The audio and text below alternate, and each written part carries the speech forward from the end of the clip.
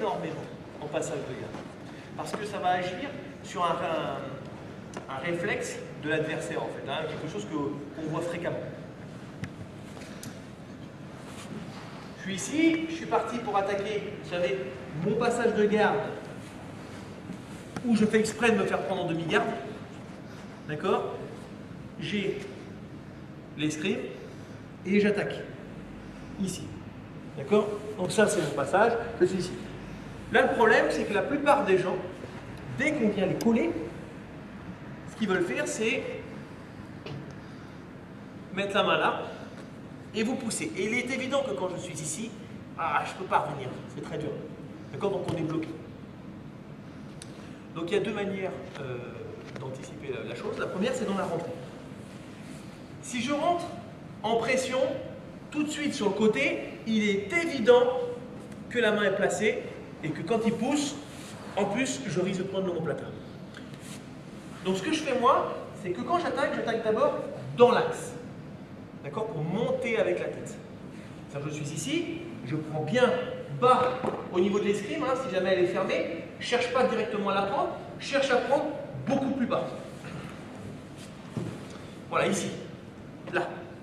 Et ensuite, je vais venir remonter pour la gagner.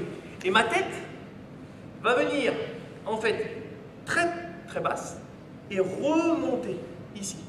D'accord? De manière à ce que les bras aient du mal à pousser. Donc je suis là, je viens planter ma tête bas, mets ta main sur moi.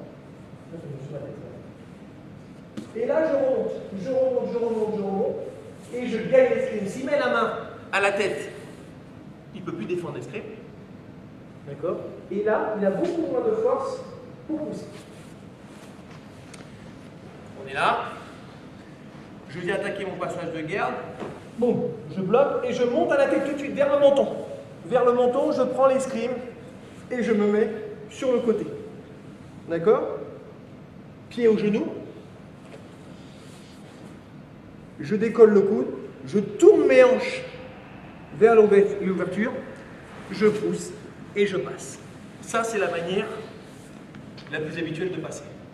Maintenant, on va voir ce qu'il faut faire justement sur cette main à la gorge qui est très très très gênante. Quand vous êtes ici, en fait, il faut réagir. Il faut réagir tout de suite parce que dès que je vais être placé là, le premier réflexe, comme je vous ai dit, c'est de mettre la main. Donc, si vous laissez de l'espace dans votre attaque, ici, c'est trop tard.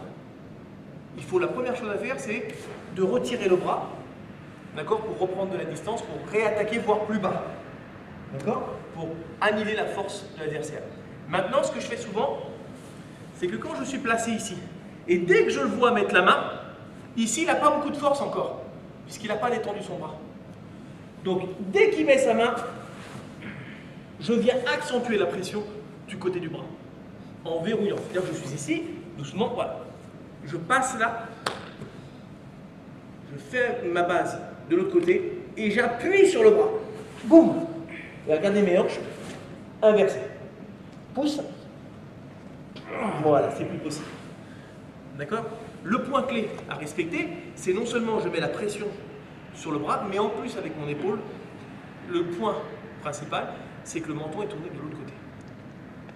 D'accord? Puisque lui, pour sortir, il va vouloir tourner cette tête-là, je lui mets de l'autre côté. Je suis ici, j'attaque mon passage, et là, je sens qu'il veut défendre, il met la main, boum, je viens verrouiller et mettre beaucoup de pression sur le bras. Ça ne veut pas dire lever ses fesses, ça veut dire simplement inverser, mettre de la pression. Et avec mon épaule, je viens tourner. Et de ce menton va venir la clé de mon passage. D'accord? Voilà, je suis ici, j'ai mis la pression sur le menton. À aucun moment, il peut ramener son menton de ce côté, parce qu'il a la pression. Et là, regardez bien, je vais lever légèrement mes hanches et sortir mon genou. Là, je lève les fessiers, je passe de l'autre côté. Boum! Et je pousse.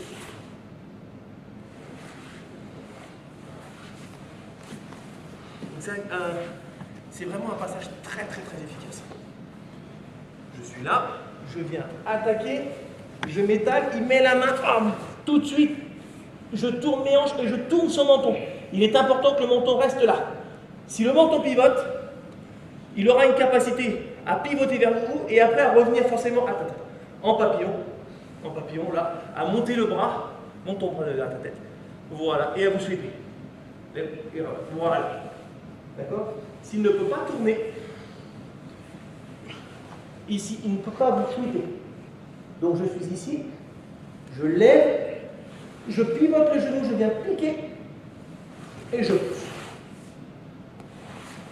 2 points clés, pression sur le bras, pression sur le menton. Si vous ne respectez pas l'un ou l'autre, c'est perdu.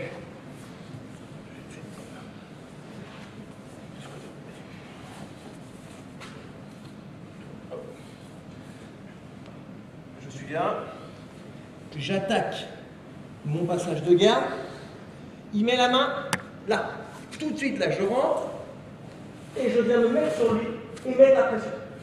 Je corrige, si besoin est, le menton que je fais pivoter.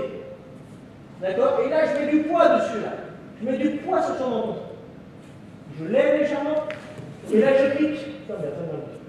Voilà, et s'il n'est pas sorti, je pousse une fois là, et je reviens. D'accord? Je me mets en place, il pousse, boum! Je viens serrer. Plus de puissance possible sur le bras pour que l'adversaire se retrouve coincé. Là, il n'a plus de puissance. Si vous laissez de l'espace, là, il aura la force de vous pousser. D'accord? Je suis là, je lève un petit peu et je pique. Boum! Le menton toujours dirigé à l'inverse. C'est le menton qui contrôle le corps. S'il peut tourner son menton, il peut vous renverser, vous reprendre. Ok? Allez, à vous.